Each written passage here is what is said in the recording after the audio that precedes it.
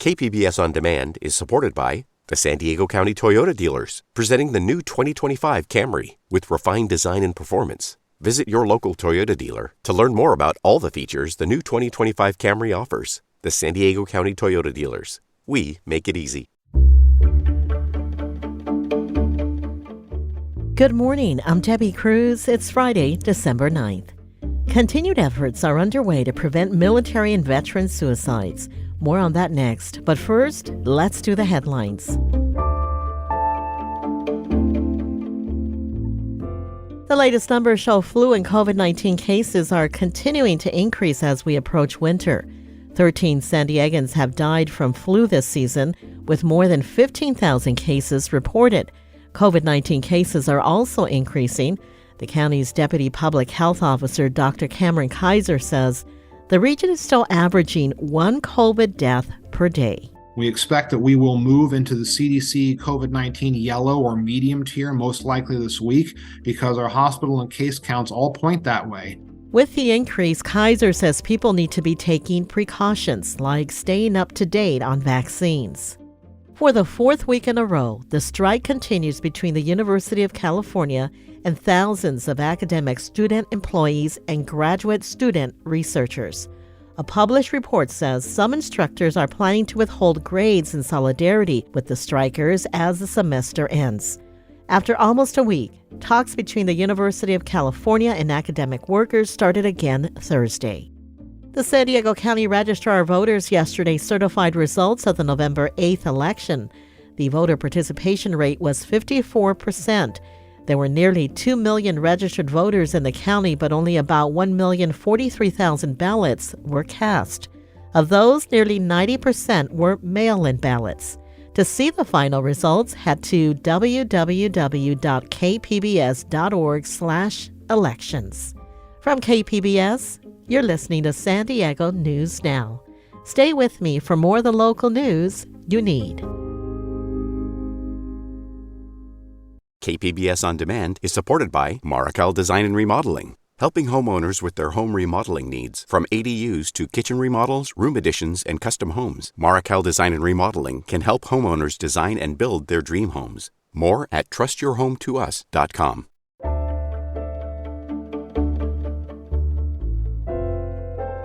Students at SDSU say they're disappointed by a decision not to charge 3 former Aztec football players for an alleged gang rape off campus. A legal expert talked to KPBS's Alexander Nguyen about what may have led to the DA's decision. Eliana Sadkins was disappointed when she heard the news. It's really concerning because it kind of gave us all a loss of trust and hope in the school and also just how the whole system works. Especially as a girl on this campus, it's scary. The SDSU student hopes the decision won't deter assault victims from speaking out. Other students on campus say clearly the DA has evidence something happened and questioned why no charges were filed. Former prosecutor Mark Denise says it's not that simple. He says what matters is how the evidence can support every aspect of the case. If it falters in that one spot, it's almost like a cook. If they don't have an ingredient, they can't cook it. Meanwhile, the young woman's attorney says he will press on with a civil suit where the burden of proof is lower. Alexander Nguyen, KPBS News.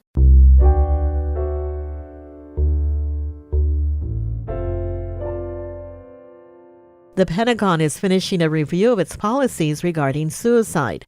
Though the number of military suicides declined slightly last year, it remains a major problem, and the armed services are trying to address it in a number of new ways. From San Diego, Steve Walsh reports for the American Homefront Project. If you put your hand down, he'll lick your hand. Judy Beckett runs Cornerstone Equine Therapy Center outside San Diego. She's worked with the Navy for more than a decade. She says horses have almost a meditative power with sailors working through PTSD or military sexual trauma. There's an intangible that nobody really knows why, but when you're with them, you literally don't think of anything else. She says one former client called her a year after he completed therapy. He told her that he considered killing himself. She asked what stopped him. He told her that it was her horse, Rebel, which he rode during the program. He said, that dude has saved my life. so many times. And he said, Judy, I just thought about him and how good I felt and how he changed my life. And he goes, it stopped me. It stopped me. And that's what it's about. Sorry. These days, most of her calls are from Navy commanders searching for new ideas to increase resiliency among their sailors. More than 500 military personnel die by suicide each year, though the number dropped slightly last year. This summer, a Pentagon committee visited bases around the country, including Alaska, where there have been several suicides. Despite the scrutiny, another 4 suicides took place in November at the Navy's Regional Maintenance Center at Norfolk, Virginia. Earlier in the year in nearby Newport News, 7 suicides were reported on the USS George Washington. After visiting the ship, Master Chief Russell Smith told Congress that he once struggled with suicidal thoughts. Suicide is a massive problem for us because it's the one thing we can prevent, absolutely, by getting inside people's headspace and connecting to them. A person who dies by suicide could look like your neighbor. They could be the person next door. It doesn't have to be somebody who seems to be losing their mind and is in constant crisis. Researcher Jenny D'Olimpia is director of military veteran psychology at William James College in Massachusetts. She says the services should prepare everyone to better handle dark moments, to stow away personal firearms, which factor into a majority of military suicides, and not just focus on people having mental health crises. I think what we have to do is focus our efforts on the other people, preparing them to be aware that you could have this fleeting thought, and because you have easy access to a highly lethal means, you could take action that you can't take back. Terry Caserta's son Brandon killed himself 4 years ago by walking into a helicopter blade at his base in Norfolk. After Brandon's death, his parents found 6 suicide notes where he detailed bullying and hazing at his command. We were looking through his phone and we noticed that he was texting a lot of people in his command and talking them out of dying by suicide. That's how why we really came up with the Brandon Act. She and her husband lobbied to pass legislation that took effect this year, which requires mental health evaluations for people who report suicidal thoughts. It also allows sailors and soldiers to go outside their chain of command for mental health care, similar to sexual assaults. She says the services need to do more to protect junior sailors before they struggle. In my opinion, this panel that they had put together, and now this report that they're going to be putting together, it's not going to be accurate. They're not looking at the real issue. The real issue is toxic, abusive leadership and abusive power. The panel is scheduled to report to Secretary of Defense Lloyd Austin this month, then send a report to Congress by February. In San Diego, I'm Steve Walsh. This story was produced by the American Homefront Project, a public media collaboration that reports on American military life and veterans. Funding comes from the Corporation for Public Broadcasting and the Bob Woodruff Foundation.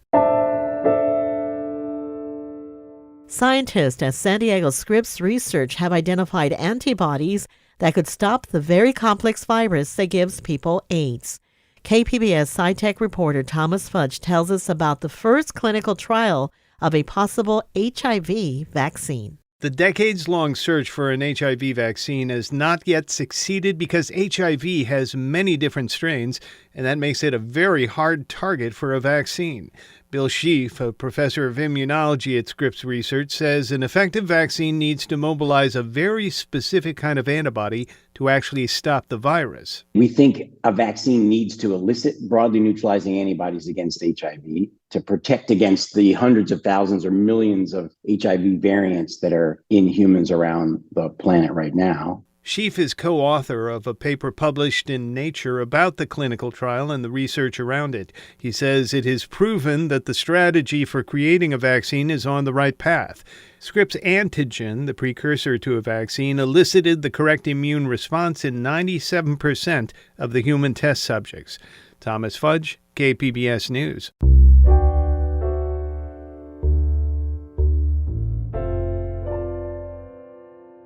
Latina Equal Pay Day is a reminder that women's paychecks still fall short of their male counterparts, and Latinas fare even worse in the workplace. KPBS reporter Kitty Alvarado says local leaders gathered yesterday to take action against the wage gap. Today is Latina Equal Pay Day, and Latina Equal Pay Day is the symbolic day marking the additional time a Latina needs to work to earn the same annual salary as her white male counterpart. Local leaders stood in front of the county administration building to say enough is enough. There is no economy without Latinas, and we're not going anywhere. County Supervisor and Vice Chair Nora Vargas said policymakers have a responsibility to create change. Because based on the current rate of progress, Latinas are not going to reach the equal pay with non-Latino men for another 200 years. Mayor Todd Gloria not only pledged to make the city's workforce more equitable, he challenged every employer in San Diego to do the same. Kitty Alvarado, KPBS News. Coming up, we have some weekend arts events worth checking out. We'll have that and more just after the break.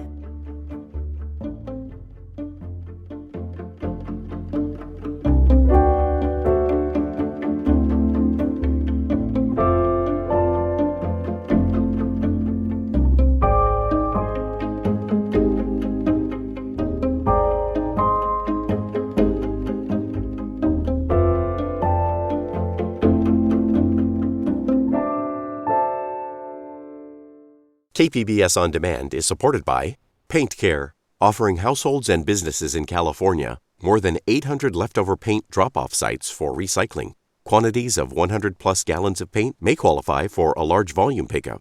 Learn more at paintcare.org.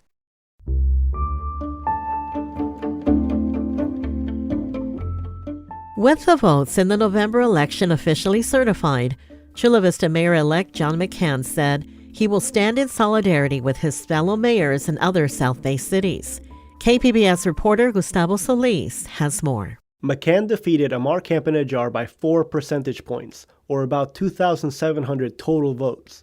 McCann noted that Chula Vista and other South Bay cities have not always gotten their fair share of regional investment. He says that this is particularly true when it comes to infrastructure projects.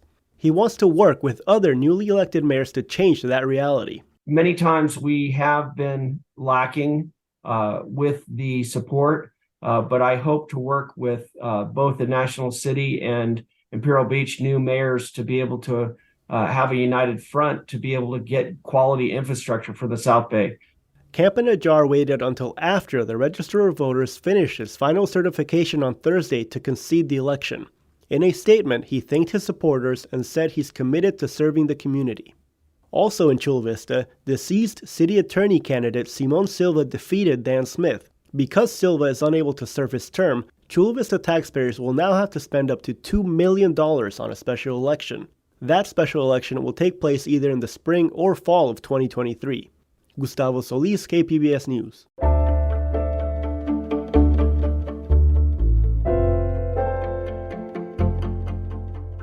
We heard a little from San Diego stuntman Fernando J. Huerto earlier in the week. He's featured in the Sony PlayStation game God of War Ragnarok. KPBS arts reporter Beth Accomando and Huerto discuss his mocap or motion captive work for the popular video game. November 9th was a big day for Fernando J. Huerto. It's one of the biggest days of my career. God of War Ragnarok released today. And Huerto is in the game. Yep, this is one of my scenes. Yep, that's me. That is me. Oh my God, that's me. But unlike the 5 million other people who bought the game, Huerto wasn't just killing random victims. I get to kill me in a way? Because, I'm doing the reactions to all the hits, so I think I'm a lot of the characters. So I'm like, oh, I'm killing myself here, killing myself there. It's just so weird to think about. Huerto gets to kill himself repeatedly thanks to the magic of mocap or motion capture. So I'm taking the hits and I'm just doing 8 hours of doing different reactions, like getting slashed, getting my head lopped off, getting my body split in half. Mocap is the state-of-the-art tool that allows visual effects artists to create characters like Gollum and Rocket Raccoon in movies, or to employ a stuntman like Huerto to create action for a video game. So they put this suit on you that has reflective markers or LED lights depending on the system, and it records the performer's movements, and the programmers and the animators and director, they can put it directly into the scene in the game. It's just me just trying to figure out, okay, how do I sell this animation? It's also problem solving. How do I sell this hit? How do I sell this hit that's over the top, or it's not realistic, no physics? You know, you just have to use your imagination and then let the animators take it from there. God of War Ragnarok is an action-adventure game developed by Santa Monica Studio for Sony PlayStation. It became PlayStation's fastest-selling game. Huerto got to work on it through his friend and fellow stunt performer Eric Jacobus, who did the mocap stunts for Kratos, the main protagonist. As an avid gamer, Huerto loved doing the mocap and then playing the game. I was like, oh my god, it's coming up. Yep, that was it. That was my scene. My other scene.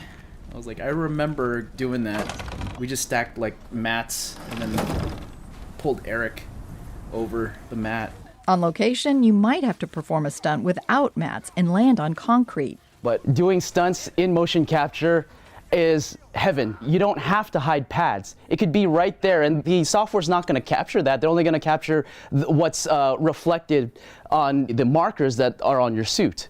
So I could hit the ground all day for 8 hours a day, and I'm still fine, and I'm not banged up for the next day of work. In addition to mocap work, Huerto has done previs, or pre-visualization, which is mapping out scenes in a movie prior to filming. He even worked on Jordan Peele's Get Out and Us, films that are outside the action genre. Those two films had a lot of violent moments, so that's where our stunt team came in. So we would choreograph and shoot also for the previs, the violent sections of those films. Stunt work also took him to China to perform at Universal Studios Beijing, a theme park where he worked on a show inspired by the How to Train Your Dragon movie. Huerto also makes his own films, which gives him the most personal satisfaction. One of those was a fan film about the DC character Harley Quinn. I'm the one holding the baseball bat right now, and that means I get to speak.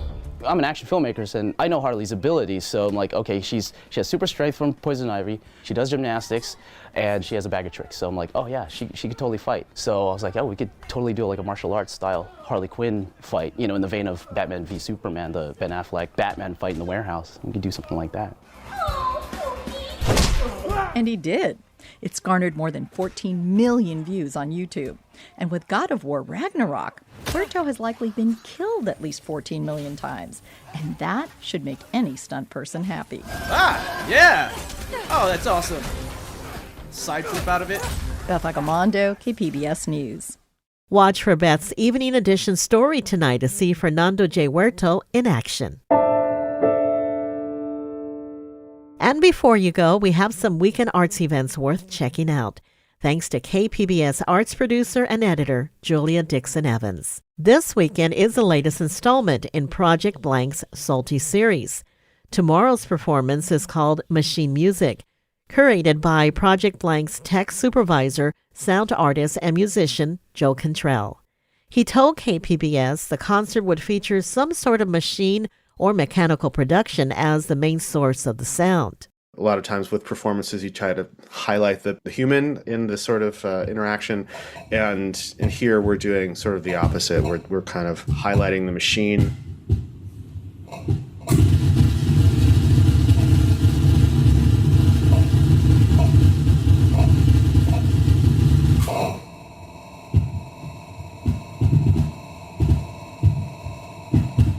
The concert also features performances by 4 musicians, including Michelle Liu. We just heard sounds by her a moment ago. The performances start at 8 p.m. tomorrow at Bread and Salt in Logan Heights.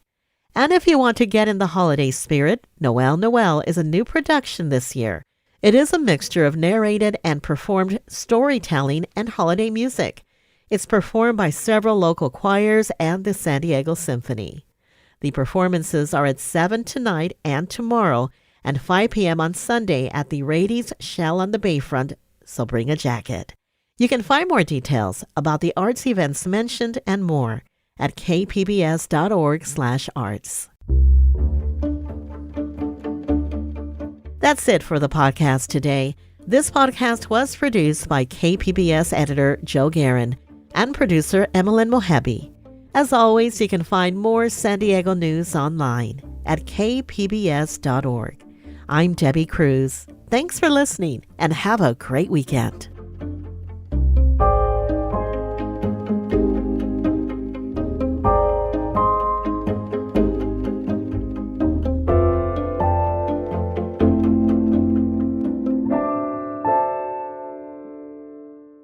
KPBS On Demand is supported by Fleet Science Center's newest exhibit, Survival of the Slowest. See firsthand how nature's smallest, slowest, and weakest creatures can not only survive, but thrive in the wild. Open May 24th through September 1st. Learn more at fleetscience.org.